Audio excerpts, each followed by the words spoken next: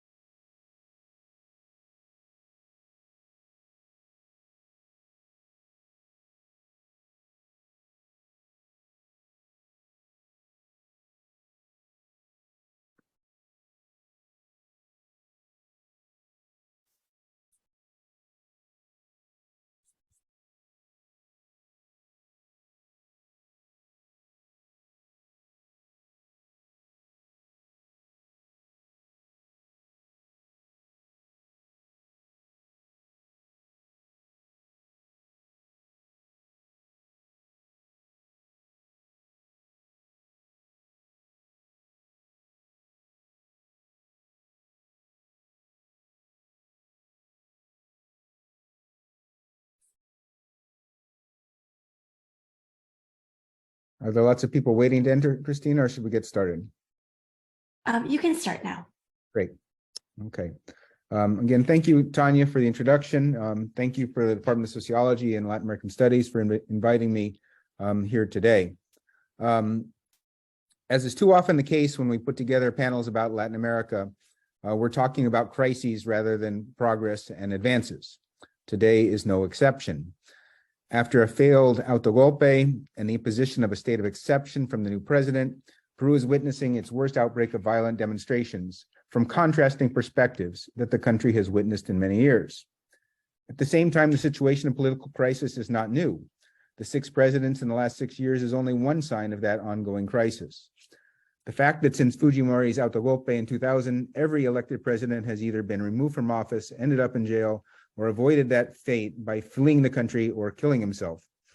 And this suggests that the current problem is rooted in something much greater, which combines polarization, weak institutions, especially of political parties, poverty, and terrible income distribution. This seems to imply that no president, whether it be Pedro Castillo, Dina Boluarte, or even Keiko Fujimori or someone else from the opposition, would be able to overcome the instability. Castillo may have been incompetent or unprepared, but he also entered into a situation where he had minimal support in Congress and an opposition dedicated to his failure. At the same time, as a comparativist, I should say that other parts of Latin America also face challenges, similar challenges, of weak institutions and polarization. And yet, at least for the moment, they have not fallen into this type of political instability. Maybe that's a hopeful sign for Peru, or maybe it's a warning sign for other countries. I hope our panelists today can help us understand these deeply rooted problems and help us to think about how or whether the country can overcome its severe polarization, plus the context of weak or non-existent political parties. I hope, too, that they will enlighten us as to the latest events.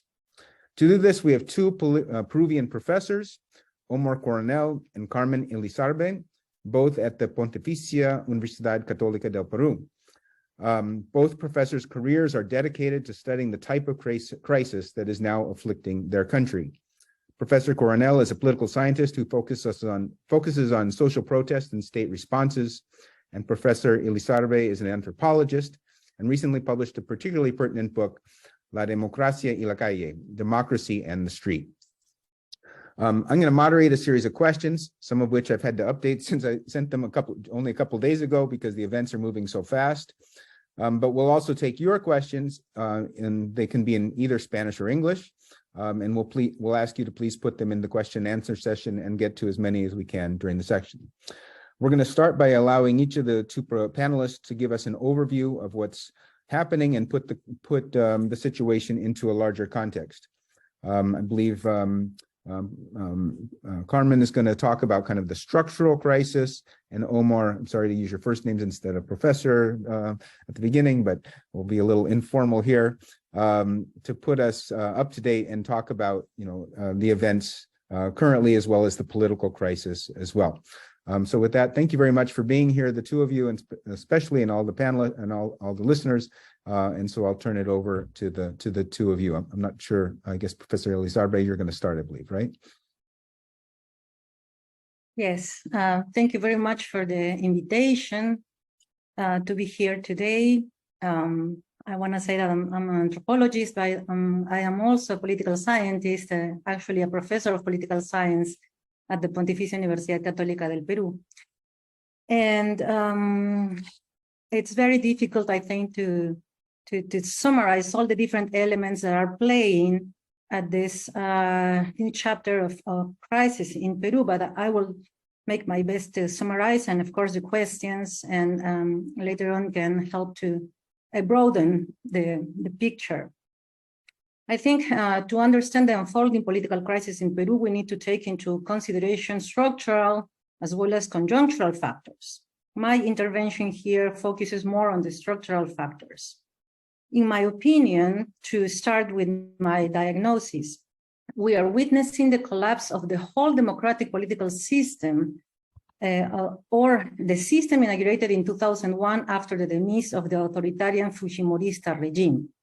The fall of Pedro Castillo, precipitated by himself, the social estallido that has followed, demanding the fall of Congress too, and the militarization of the country by a government that has not reached social legitimacy are just the main elements of the final episode of a long and complex sequence of events that became evident at the beginning of the previous government in 2016.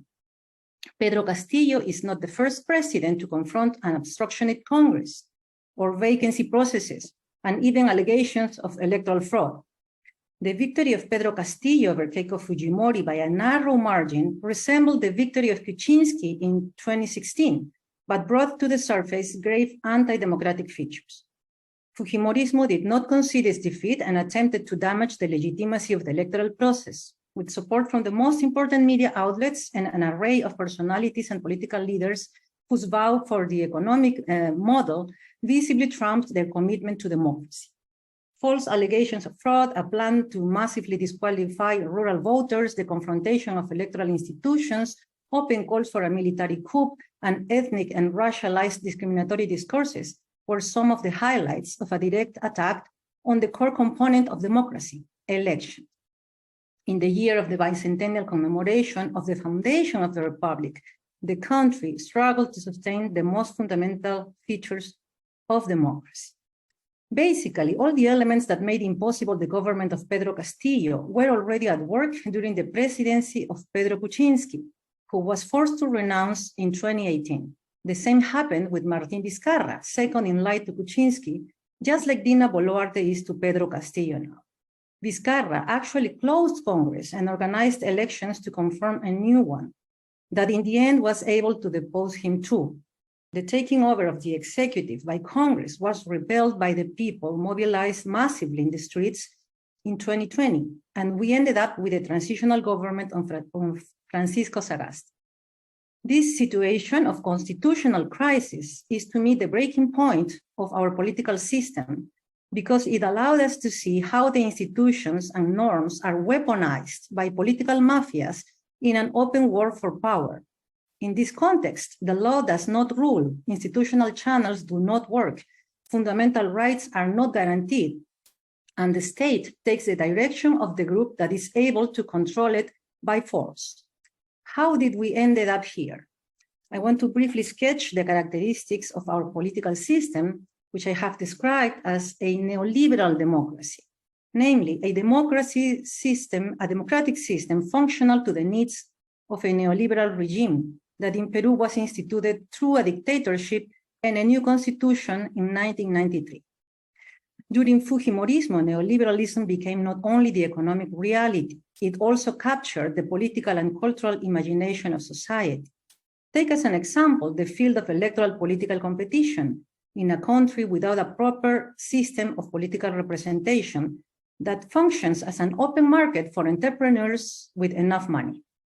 Despite all the public rhetoric about left and right, all organizations entering electoral processes in Peru are driven by particular interests, are dependent on the financial investments of all kinds of legal and illegal financiers, and don't have the structure of a party that can actually govern and mobilize the state. Similarly, in the social spectrum, with 80% of informality in the productive sector, people have become used to live and survive via private initiatives without expecting anything from the state. And in 2000, the transition to democracy altered the functioning of the political system, but left intact neoliberalism, its governmental techniques, and the institutional infrastructure that made possible its implementation. Although social inequality, non-democratic practices, and corruption have been constant in Peruvian history, neoliberalism has exacerbated them, thus undermining efforts to secure basic conditions of democracy as social justice and political equality. This became crystal clear during the pandemic when Peru topped the world charts of death rates, despite the fact that it was one of the first countries to adopt strict quarantine measures to contain the expansion of the coronavirus.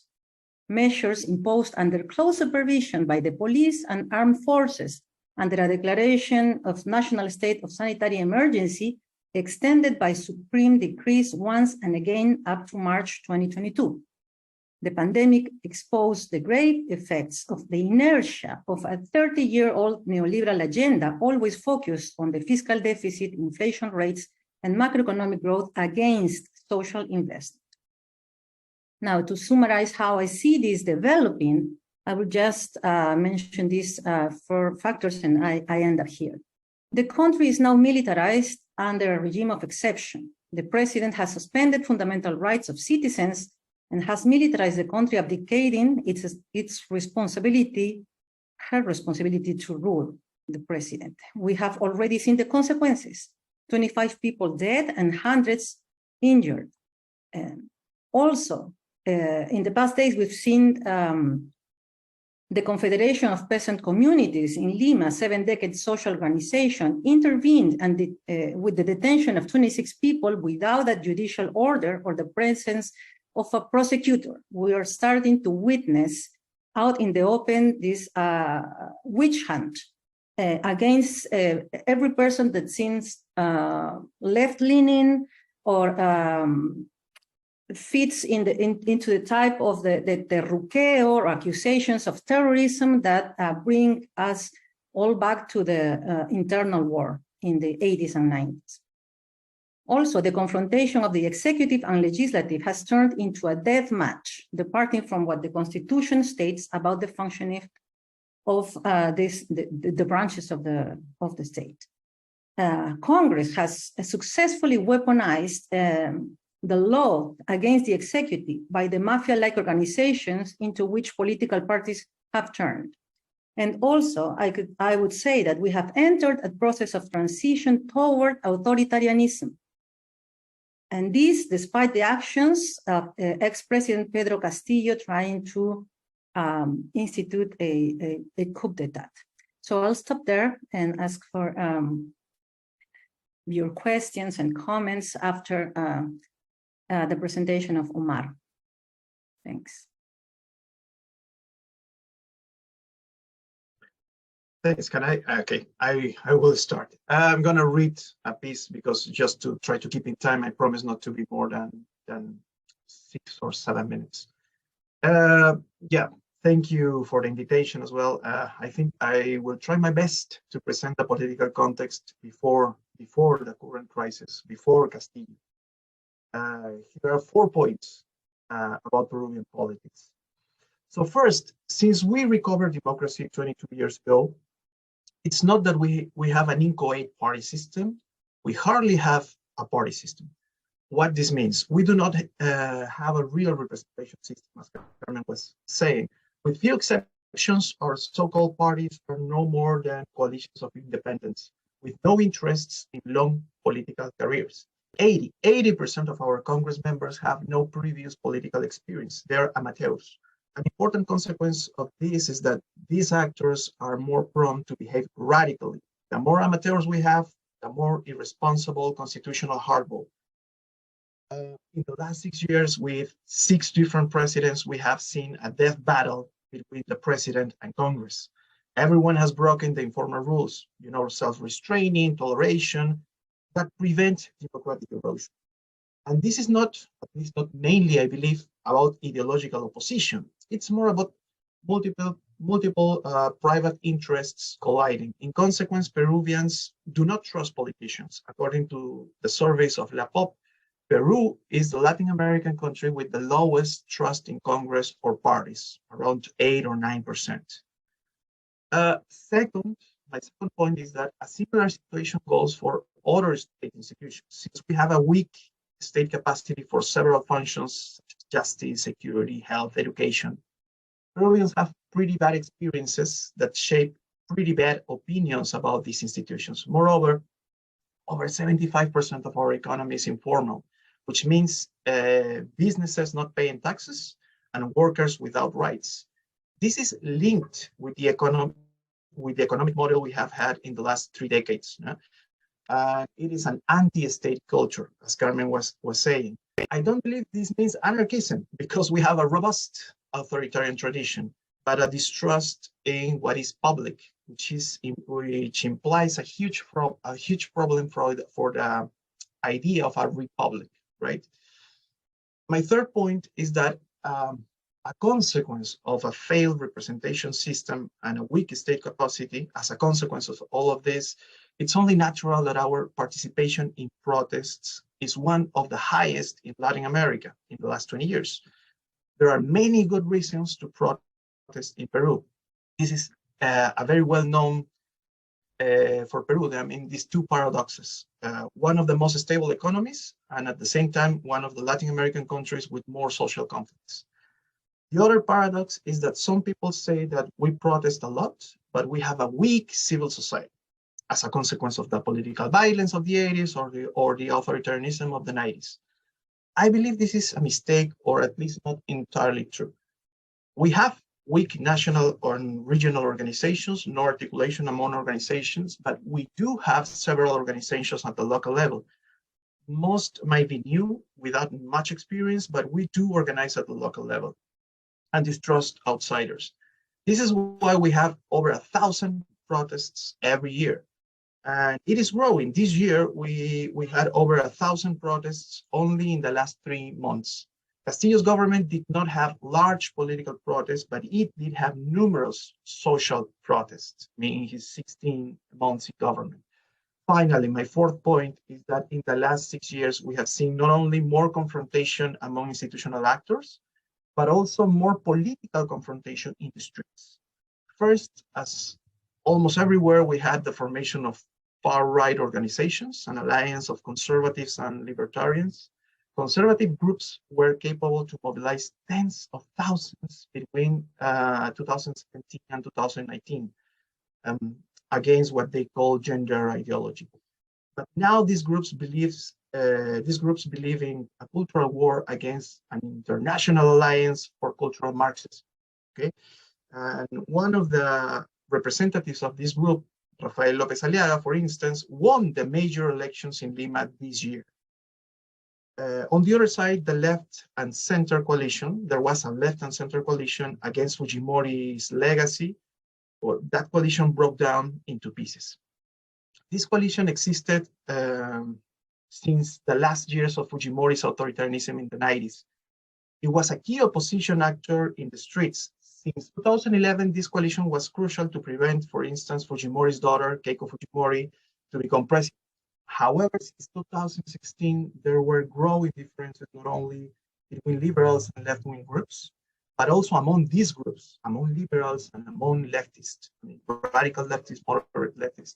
Castillo's campaign and Castillo's presidency ended up breaking this coalition and weakening the center.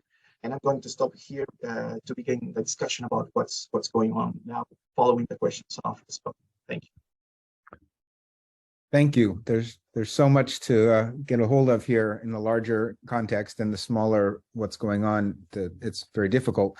I wanted to follow up with Carmen, something that you said or emphasized about the role of neoliberalism, which is, in the discipline, this is certainly something that's discussed a lot, how neoliberalism has hollowed out political parties, their ability to provide social services, et cetera. At the same time, Peru is suffering a worse consequences of that than other countries at the moment, anyway. Do you see this affecting Peru in a different way than other countries? Why not Mexico? Why not? Chile's had estallido as well, but has been able to put it back in the bottle in a sense for the time being. What is going on in Peru that's so much worse with that than other countries?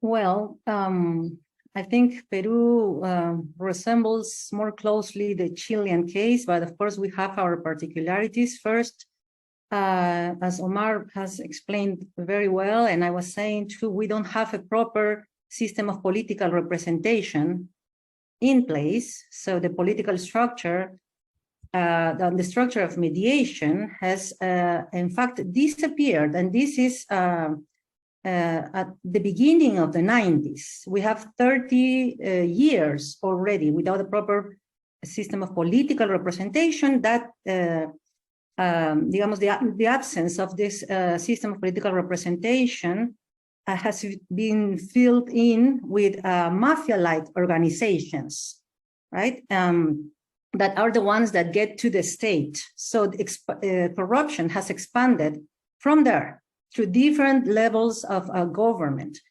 Another important effect or particularity of the Peruvian case is, I think, the sequels of the internal armed conflict, the internal war that Peru lived during the 80s and the 90s.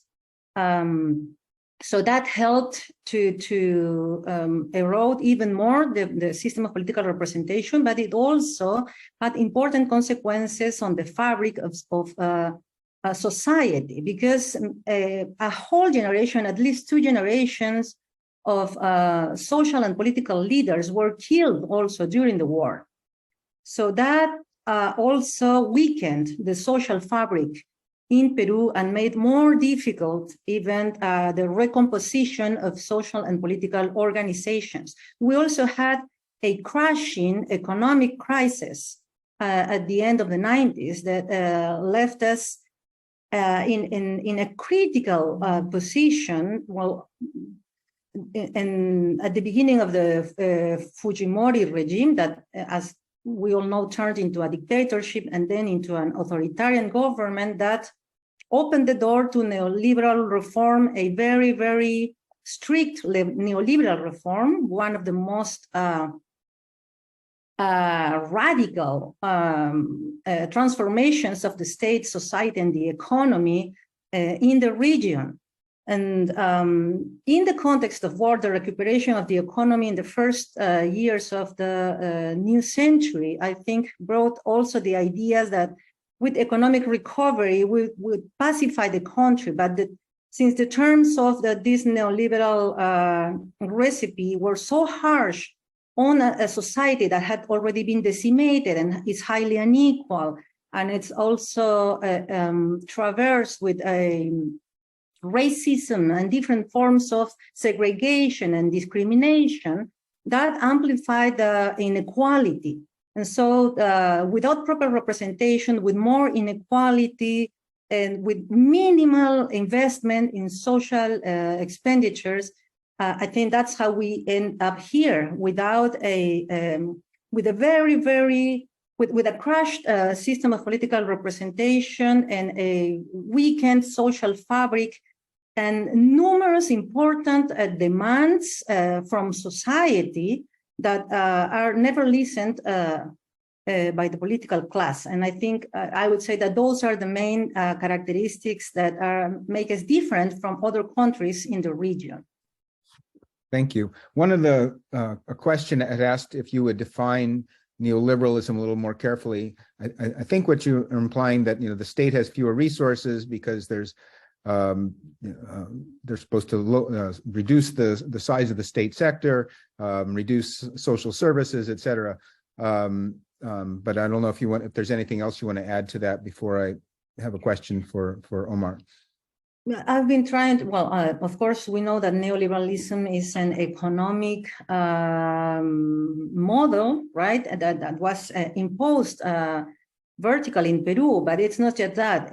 We had a new constitution that facilitated a state reform to be able to introduce those reforms, and then a technocracy that's been ruling the country, despite the fact that, the politicians come and go.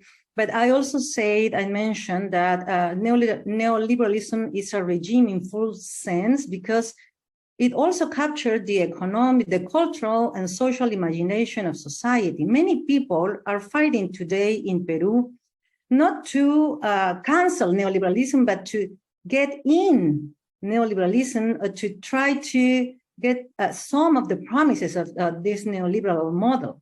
Right? It's just that it's blocked for the majority of. So it's privatization, but then you have, as you said, requires finances to participate in that economy, and not a lot as many worker protections and things like that to try to respond to the question. Omar, I found one of the most interesting things you said was about the role of amateurs, not just as we normally think of it in terms of the not knowing how to pull the levers of the state and make things work, but the fact that you said that it increases the polarization and increases their short-term willingness to take risks and push polarization even further because they don't have a long-term vision. Could you talk a little bit about the why amateurism is so high in Peru? I know that there's some important laws about term limits and things like that, but maybe you have some comments about that. Yeah, it's, I mean, there are institutional and also social explanations to that. The institutional explanation is, as you were saying, there are some rules that are maybe not only formal rules, but also informal rules that are providing incentives for politicians to form these coalitions of independence. We don't have necessarily enough incentives to organize a more cohesive, ideological, or programmatic party. I mean, politicians, if they are ambitious and they want to get to power, they don't need to do this. They only need to find this, political entrepreneur that can buy enough people to get an inscription for his party or her party, and then, go with that. I mean, for example, even politicians, they don't actually need the resources of the political parties. They have all kinds of substitutes to the political parties, and they actually can manage to get to power and to stay in power without actually political parties. And that game of more incentives to be, a lonely actor, and more incentives and few incentives to organize or to coalesce into necessary organizations to, more strict or form organization is what is preventing these actors to get involved, right? I mean, there are no incentives. And there are no incentives to reform this as well, because in Congress we have tried. I mean, the civil society has these organizations, all of these, groups trying to push some kind of suggestions about reforms. But the ones who have to do these reforms are the same political actors that are not interested in changing the game because they would lose. I mean, the resources they already have for playing this game, so they don't want to change the game, and that's a really, really difficult problem because institutionally, it's very hard to change this equilibrium. Well, that again suggests that it's not just Castillo himself or both of these perspectives. That's the problem here, that almost nobody could resolve this crisis. I mean, Castillo certainly made plenty of mistakes and didn't try to impose an autogolpe, but he was also pushed into a corner by an opposition that was unwilling, that was dedicated to his failure from the very start. So, how can we evaluate what he was doing versus the context that leads to the current crisis.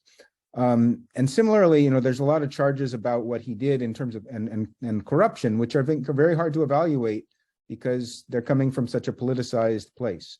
So how can we think about, you know, Castillo himself and his contribution to the current events? Within that, I might ask you to talk about the courts as well. Maybe both of you could comment about that. Well, I guess I'll start. Of course, ex-President Castillo is highly responsible for the critical situation in which we are now. As you mentioned, his government has had several failures in trying first to organize a cabinet or a government that would include different sectors of the country. He has also failed to negotiate with a Congress. True, Congress did not really want to negotiate with the president. He had to confront, since even before assuming the presidency, the opposition of different sectors related to the right wing in Peru that did not recognize that he had won the election. There were accusations of fraud, racial slurs all the time. And then this element, I think, the figure of the ex-president, it's important, I think, to understand also the social commotion that we are living now. He had a very bad government and strong opposition, but he was also seen by many of his voters as the symbol of or the possibility of a new time, where someone with an indigenous background coming from the rural Andes in Peru was able to govern for the dispossessed or the most excluded populations in Peru.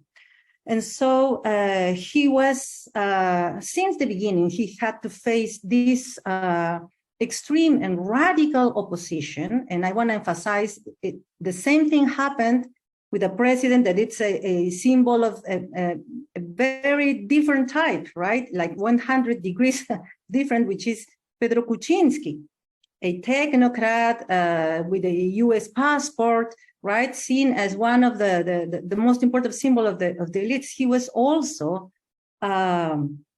opposed strenuously by the same groups, basically in Congress, right? But in the case of Castillo, we have to add the element of racism playing hard in the public disputes. And so the president, I think, was in the end cornered, right? And it's very difficult to understand and to explain still today. Why did he give that speech? In fact, that was a political suicide on national live television. We all saw it because undoubtedly it was the speech announcing a coup d'etat, breaking the constitution, using many of the same words that Fujimori used, right, 30 years ago. But of course, he did not have an alliance in place that was able to support that coup. So that coup never occurred. He just uttered the words and then nothing happened. What happened is that he was vacated in Congress, and now we have as president, someone who was able to negotiate with that Congress the leadership, right? And she has made explicit an alliance with the armed forces also. So, of course, Castillo's presidency was bad enough, probably worse than others in different aspects, but confronting the same challenges coming from an institution, a democratic institution, Congress, that is not working democratically since at least 7 years ago. That's how I summarize. Just let me make one comment that PPK taught here at Pitt for a year, which I think is interesting for our audience here. Anyway, Omar, you want to add a comment about that? Well, yeah, I mean, I agree with Carmen, right? I mean, Castillo is I believe he had no normative preferences for democracy. He had I would say, I mean, his practice made it clear for me, and I think many people, that he had maybe a normative preference for authoritarianism. Right? I mean, he can only dismantle the state with surrounded by corruption, which is not new in Peru. I mean, but what was new was that dismantling the state. I mean, appointing people who had no experience whatsoever in the state management, which has consequences, particularly consequences for the grassroots of Castillo, for poor people. And of course, he was also, by the end, he became a little bit more populist. He tried to become a little bit more populist, trying to hold our social organizations, trying to fulfill some promises, right? But this was much more performative, I believe, with the exception of some organizations where he actually delivered. But yeah, he used an irresponsible populist speech discourse, and over 60% of the population rejected Castillo in most of the last year, right? But on the other side, you had these actors. I mean, Castillo couldn't have asked for a better enemy than this Congress. It was perfect for him. Because even though he was corrupt, he was dismantling the state, he was surrounded by all these kind of sketchy people. On the other side, you had a Congress that is very heterogeneous, I would say. It's not the same. It's not that all are the same, but you had at least three groups that are like far-right groups that had all these, also no normative preference for democracy, but I would say a normative preference for authoritarianism. They were obstructionists. They didn't recognize the election. They were talking about fraud since the beginning, and they were racist. They did everything they could to push public opinion. I mean, push the people who voted for Castillo to try to show him as the lesser evil. I mean, when people, I mean, everyone was asking why people is not protesting against Castillo. Castillo is corrupt. Castillo is dismantling the state. Castillo is doing all of this, and it's pretty clear that he's doing all of this. Even though I mean, the general attorney, she was a little bit politicized, at least. But other branch of the judiciary system, I think, are still pretty much independent. That's what I think. They're not fully independent, I would say, but they are pretty much independent. So yeah, I mean, you had enough information about Castillo being all of this, and then why there are no people in the streets actually demanding Castillo out of office. There were some demonstrations, but they were pretty small. And this is because of this. The Congress was, many members of Congress were too radical, and they were positioning Castillo in the best scenario. He was like the lesser evil, right? And that's why I think he maintained part of his support, like between 20 and 31%. Before he made the self-coup, he had 31%. I don't believe all of these people actually supported or believed Castillo, but at least some percentage of that population probably just wanted Castillo to stay in power instead of Congress, because they thought what was coming was probably the same or even worse. Very interesting. Moving from what now seems like ancient history, when he gave that speech, to the current, and this includes a number of people asked this question in a sense about, what's next. And so, again, moving from Castillo to Boluarte, can she survive till the next election, which she keeps changing the date of? The military has come out with her now and gave a speech, I understand. The opposition is a little bit more on her side, as you guys have both suggested. How long will she stay in office, and can she and the opposition and the military calm the waters a little bit? And then we'll get to the specifics of other people's questions. Well, I think it's very difficult For her, her government clearly has not gained social legitimacy, quite on the contrary.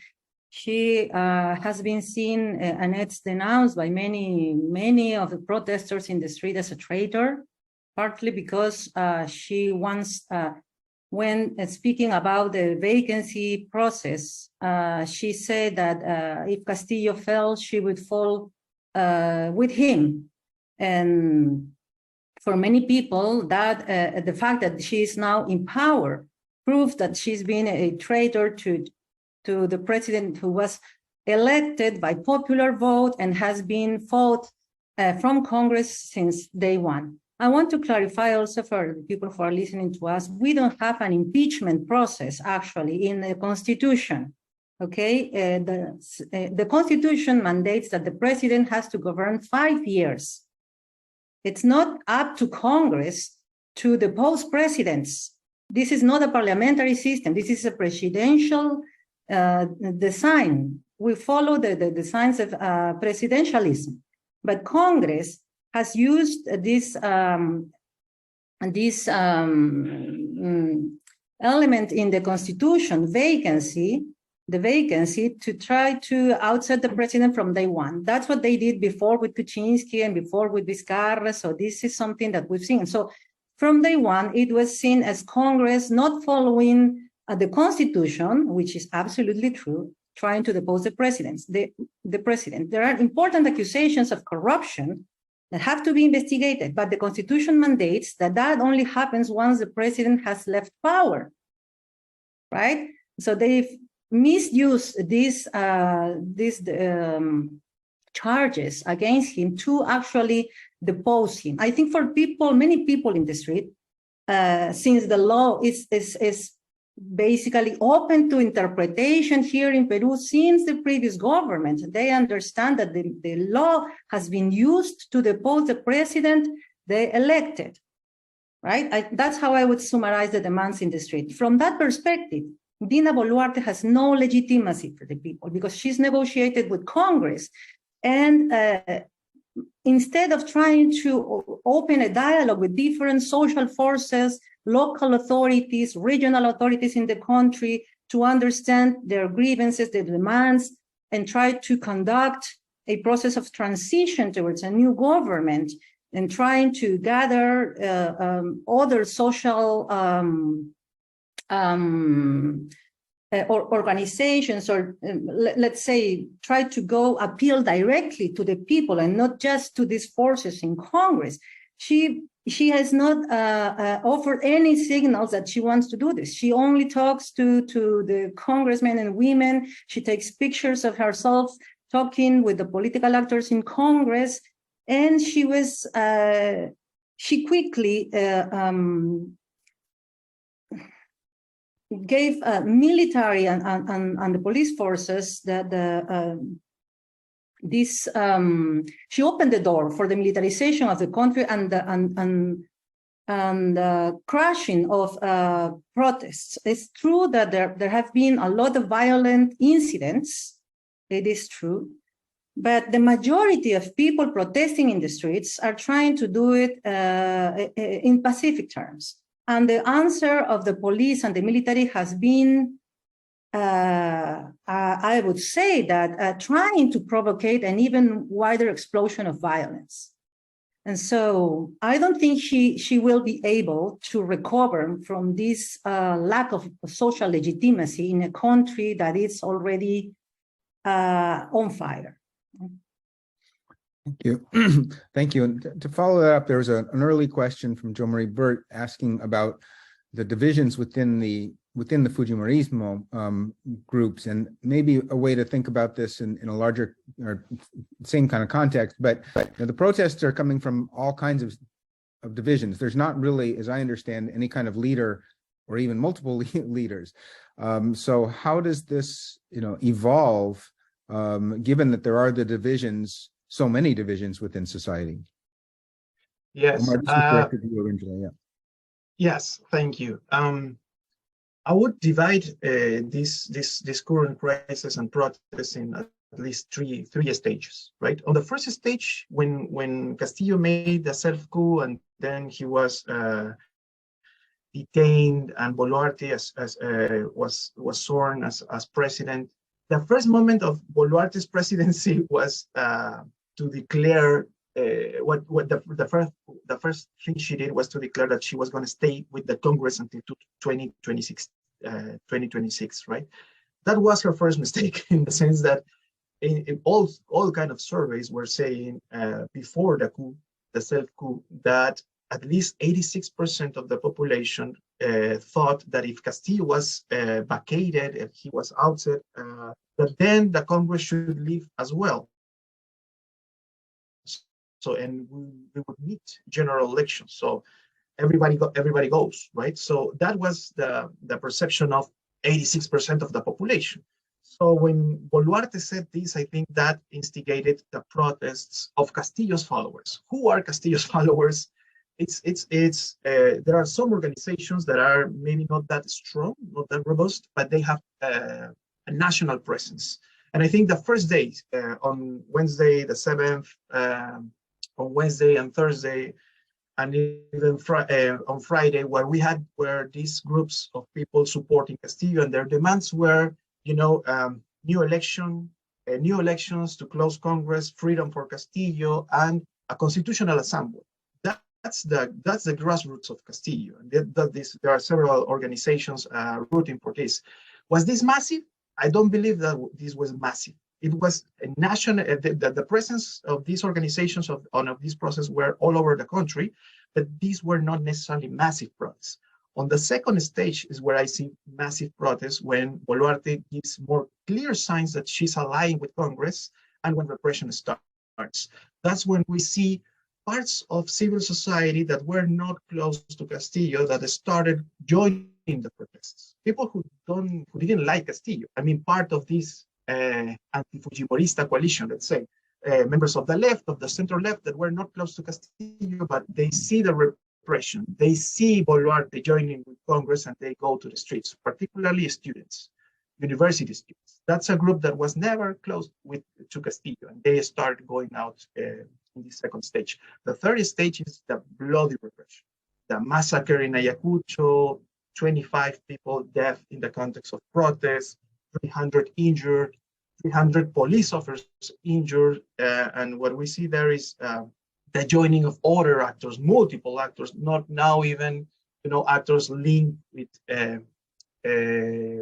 criminal economies, of course, radical and moderate leaders, all kinds of these actors. And what is problematic here is that the message of repression, the message of no dialogue, what it's doing, it's empowering radical leaders. What they are doing is giving, they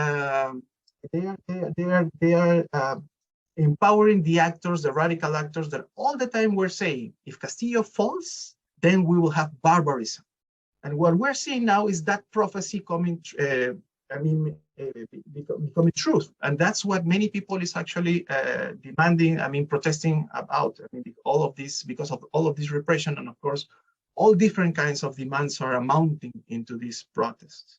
However, as Carmen was saying, there's a level of violence also in this protest. And I also believe that it's not about the shining path. It's not about terrorist actors. It's about radical leaders that are not necessarily terrorists, that have nothing to do with these organizations, but are radical leaders that are being empowered because of the response of the state. But in that process, what we have is that violence is also playing against the public image of protesters. I do believe that in Peru, we have a lower threshold of tolerance to violence in the streets, in contrast, let's say, with Colombia or Chile. Because of what? Because our legacy with political violence. The middle class, it's not, I don't think they are seeing this as something they would support. So I think the protests are getting more radical, but their support in the streets are not necessarily growing. What is growing is the support for the military. And that's really worrying. That's a real thing to be concerned about, because what we're seeing is part of the middle class actually already saying, okay, let's bring the armed forces in order to get some order. So that's, I think, the most worrisome situation right now. Well, I was going to ask a question about the economic classes, but I'll come back to that one in a minute, because the question from Mel Packer at the end asks directly about what you just said now, is basically, would there be support for a military coup, or what would be the reaction in the street to the military saying, you know, nobody's able to control the situation, so we're going to step in now, has been kind of the old system in Latin America, which we haven't seen so much. I mean, is that a realistic possibility? And is there, you know, and what would the reaction be? But my impression is that the military, thanks to our transitional justice, is not necessarily very eager to take power, but they are actually very eager to follow, you know, authoritarian orders from a civil, from, in this case, from Boluarte.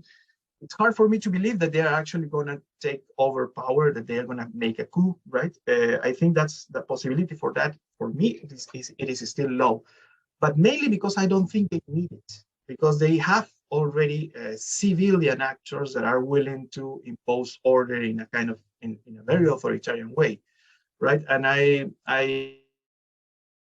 don't think that the majority would support a coup d'etat by the military or any other actor, but certainly large portions of the population would be happy about it. We see, like, I mean, I don't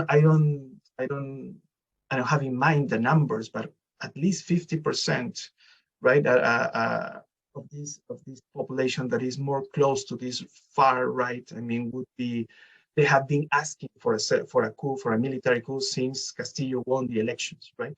So that's one thing. But I think that the main problem here is that they already have the control of the situation with Boluarte and the coalition Boluarte is forming. I think Boluarte had no experience. They have, I mean, she's only relying in people who's telling her, here it is, here is the plan. This is what we need to do to calm all of this situation and to remain, and for you to remain in power. And I think she's following all of that persuasion, and that comes from the more far-right groups in Congress and in civil society. And I think she's opting for that. Although if the the sides even that were supporting Castillo right now are saying that we should close the Congress, who are they supporting as the interim while before there's new elections? Would it be Castillo again? Would it be Boluarte? Who would operate the government in that system? Well, it is a very complicated situation. We are outside of what the Constitution mandates now, right? I think these demands that Castillo is brought to power are completely out of line. That, of course, is not going to happen. And I think people that have been arguing for it, I would say it's more of an emotional reaction, trying to defend this symbol that we discussed before. They are asking for the fall of Congress, perhaps, well, perhaps we can follow, there is this provision in the Constitution. If Congress were to close, the institution could work with just the permanent commission, right? If Dina Boluarte falls, the president from Congress had to take over the presidency. So perhaps if the current presidential the presidency, the directorate that it's ruling Congress were to fall, and a new chart were to be in place, and we get a president from there, and just the permanent commission working to secure elections with a different transitional government, maybe that's a way out for the country right now. We would be without Congress, with a transitional government, but Congress, it's in a deadlock right now, because they did not approve that elections in 2023, as the president had proposed, and there are sectors there that are trying to block also the possibility of a constitutional assembly, which has been a demand that we heard already in 2020 when Merino fell. And it's been a demand that grew also in the streets and around the elections in 2021. It was actually one of the promises of Castillo, the dupla of Castillo and Boluarte. It was a presidential promise in the campaign. And many people nowadays are also demanding a constitutional assembly as a way out from the deadlock in which we are now trying to reform the political system, but also other issues that, as Omar was saying, have been present throughout the century as pressing demands from the people in the streets, and that are more linked to the functional of the political and economic system. So there is an important sector of the country demanding fundamental changes. But Congress is working hard also to block that initiative. Congress actually already reformed the Constitution to cancel the right of referendum from below, from the people, right? So they have started already to alter the Constitution, but are all at the same time trying to block that people open that door for a more socially based process. And I think that's an important demand that perhaps is not majority, we don't know, but deserves to be put also on the public agenda for discussion, right? And so I think that infuriates more people also protesting in the streets, that one fundamental demand for many people is not, it's like, it's a taboo. We cannot even say that, constitutional assembly. It's not up for discussion. I think that's highly problematic. That's really interesting. Although, putting it in the context of Chile again, that they had the social protests leading to a constitutional convention that everybody demanded. They passed the constitutional convention with lots of amateur politicians and outsiders, and then it gets rejected by 2/3 of the population. So really haven't resolved anything. Although we'll see, it looks like their president is now putting together a new way out. But it's easier to make that demand than to actually make serious changes happen. I got permission for us to extend our time a little bit beyond an hour because we're almost coming up to that. But there's a couple of more questions here I want to get to on the chat. Christine, I think this goes back to your initial discussion about neoliberalism. Juliana Montero asks, I'm just going to read it. Is it possible that Castillo was taken down by pressure of specific economic sectors? And if so, which ones? And just adding one sentence to that, it's interesting, if you talk about the neoliberalism creating the context, but you've also got these multiple sources, so it doesn't really completely look like a class fight that's going on here. So I wonder if you can talk about that in a little bit of context. Yes, I mean, definitely, I wouldn't say. I mean that, for example, if you try to look at Castillo's government, for instance, I wouldn't say that he was fighting against neoliberalism. I don't think he had any intention to do that. He had any project about that.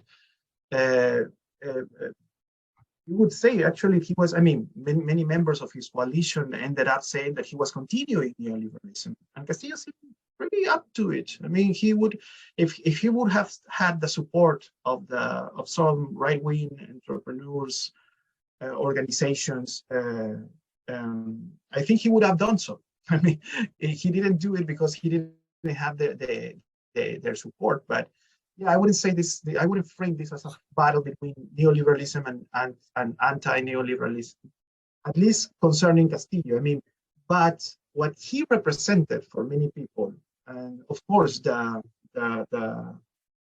political preferences of the opposition made it look that way, right? But I don't think that Castillo actually represented that. There were, I mean, Castillo fall because he made a self-coup. But before that, of course, there were a number of different things that happened that, of course, limited his capacity to do anything during the government. But I wouldn't say that. I mean, I definitely right-wing entrepreneurs actually wanted him out because of the crisis, because of the instability, because some of them actually believed Castillo was die-hard Marxist, communist, right? I mean, the elites in Peru actually believe that. They believe Castillo is a Marxist, a communist, a Leninist, and that all of his coalition are at least cultural Marxists, right? I think that's the reality is quite different from that. And that Castillo ended up falling because of, not only because of the obstruction and all the conspiracies of the right-leaning actors, but mostly, I would say, mainly because of his not only limitations, but also his preferences, his decisions, the people he got surrounded with, the things he tolerated, the things he instigated, the way he treated the media, the way he treated the institutions, right? So yeah, that's why it's problematic actually for the left now trying to go to the streets. It's so problematic to join people supporting Castillo, because as I was saying, the center left anti-Fujimorista coalition is now trying to oppose to Boluarte's government, I would say at least part of it. But there is a problem between that coalition because many people would not support people who is asking for Castillo's liberation, right? And that's a problem. That's a collective action problem in the opposition to Boluarte. Christine, do you want to add anything to that? Oh, I'm sorry, me? Yeah, I thought, since you start, how does neoliberalism figure into the the class division, and that is the fight, anything related to that? Well, I think,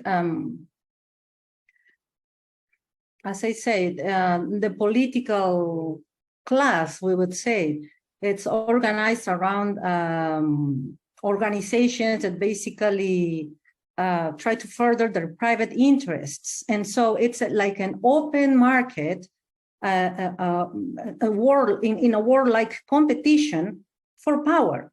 I don't think it adapts to a class structure neatly, or even that the scriptures of like left and right ideologies are the main basis to explain how they organize. But we've seen how in Peru before, I mean, in the previous year, in the first decade of the century, we could see these patterns of open war-like confrontation evolving at the regional and local levels. It was very common in Peru that one authority was selected to be regional authority, the governor, and then he would be unseated by the part that lost the election. This has been happening throughout these 2 decades of democracy. Now we see it playing, at the highest level of government. And so it doesn't really matter the ideology. As I was saying in the beginning, this already happened to Pedro Pablo Kuczynski, to PPK, and he's a rightist. And he was also unseated by the same people with the same ideas. And by the way, all these elements that we see as great features of a gross mismanagement of government in Pedro Castillo, we've seen it also in presidencies like Kuczynski. He also had ministers that did not fit in, and he also had all these lobbies operating in an opaque background and grabbing also the state. It's just like different groups. It all depends on who is able to grab power. Right, so I don't see it attached to a clear class structure, and I think it has to do also with this cultural diffusion of neoliberalism, as I've been trying to explain later. The majority of people want to get in that corrupt system, not necessarily to change it radically. Thank you. Carmen, let me just first apologize. I keep calling you Christina. I apologize for that. I pointed out, I don't know where that came in. I think I only see one question that you guys haven't addressed yet on the list. So if there's others, please add something to the chat. There was a question about, please. May I say something about the class structure? As Carmen was speaking, and I was also trying to think about what I said. I think that Carmen is absolutely right. I mean, and what I also said, that these institutional actors are not necessarily representing these class divisions, or there are no class consciousness, I would say, in the social actors right now. But when it's very easy to see who is protesting now and who was protesting against Castillo. I mean, that I think there's a difference very important. I mean, in Lima, and not only Lima, but in different parts of the country, the people protesting against Castillo's government were clearly part of at least the middle class or the elites. They were, I mean, marching in big, fancy cars and with all kind of resources in, large buses moving all around, right? And what we see now, it's clearly a popular mobilization that it has not even started in Lima or the center of the provinces, but in rural areas or outside the province capitals. It's very well from the bottom that it's going up to province capitals, to regional, more larger cities, and then to Lima, right? But it's quite different from the estallido, the massive estallido of 2020, which was a lot of people, but mainly youngsters, middle-class youngsters in Lima, right? Here, what we see is something pretty different, and I think that also tells something about maybe not what these actors are trying to represent, but in general what this symbolizes. I mean, the actors that are the effects of what they are doing, who are they actually attacking, or who feel attacked by the decisions of these political actors, right? And the middle class is still in the middle. I mean, not compromising against Boluarte necessarily, or in support of Castillo even less, right? But what we see, I mean, that division, I think, it is important to acknowledge it, to think about it, because these are like two games, right? The society game and the institutional, more political. The last question, which is not unrelated to the different groups that are protesting, is about the youth movement. And the questioner, let me find it again here. Is there a youth movement in Peru that is gaining traction, and where if polled, does the younger generation want to go politically for their country? Well, I think in the past years, we've seen youth mobilization. I wouldn't say it is a movement. It's not, it doesn't have a unique identity, a unique agenda, clear leadership, or it's not organic either. It's more, I like to speak about a multitude, a multitude that comes together depending on the agenda of our critical conjunctures. So it depends. Of course, there are some social movements in Peru that are still important, but I don't think that is the dynamics of social movements. I don't think that it's enough to explain how at some point we have these huge multitudes, like in 2020, for example, that are able to, veto a government in place, depose a president, as was the case with Manuel Merino, and then open the door for a transitional government. And I think that we are witnessing today, and following up on what Omar was describing very well, you know, how this is not really a movement. We see the internal tensions, we see the discrepancies among the youth, the more rural political actors and social actors. And so this is a very disarticulated moment, even though there is a lot of popular mobilization in the country. Yeah, adding on that, yeah, as Carmen was saying, our youth is pretty heterogeneous. It's hard to think about, you know, this new generation is more liberal or not. We cannot think about in those terms, I would say, in Peru and in most part in Latin America. I would say, I was just seeing a survey about Brazil, where we see that youngsters are actually a bit more conservative than the previous generation. So what we're seeing in Latin America is the also conservative movements getting traction among youngsters. In Peru, what I think, as Carmen was saying, that particularly in the last 10 years, we have seen a lot of mobilizations, or a lot of colectivos, groups of youngsters mobilizing against corruption, against authoritarian attempts, etc., on favor of labor rights and all these kinds of things. But these are more urban; they are not necessarily large. Maybe the most important novelty of the last years is the feminist movement, which is, I think, that is a movement. It's still very divided in Peru, as in many places of the world, but I think there are a lot of groups of colectivas of young women that are actually mobilizing, and that's a part of the civil society, of the youngsters organizing in civil society.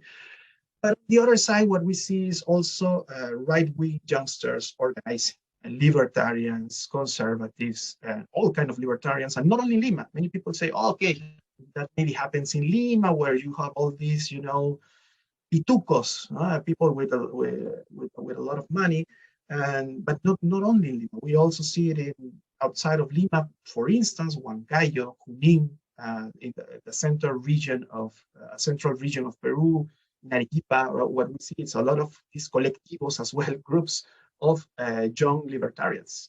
You know, right-wing ideologies are getting some traction in Latin America, all over the world.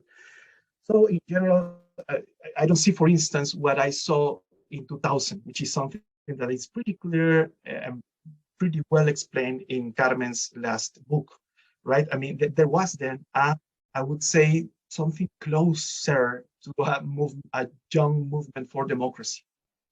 Yeah, that was the minimum. The minimum that everybody agreed on: democracy, transition to democracy, right? I don't see that kind of coalition now. What I see is that the legacies of that coalition are, you know, very, very divided, and they don't trust each other, and that's a real problem to defend and protect our pretty weak democracy. Well, thank you both for a very informative discussion. We will all keep our eyes on what's happening in the next little while. I just want to thank the Department of Sociology for helping to organize this, Center for Latin American Studies, and importantly, Lagos, which is the Latin American Graduate Organization of Students here at Pittsburgh, for organizing it. Again, thanks everybody for participating. Appreciate it very much. Have a good day. Bye-bye. Thank you. Have a good day as well. Bye. This will be recorded, as everybody I think should know, and I think they'll send you a link for the recording. Excellent. Thank you very much.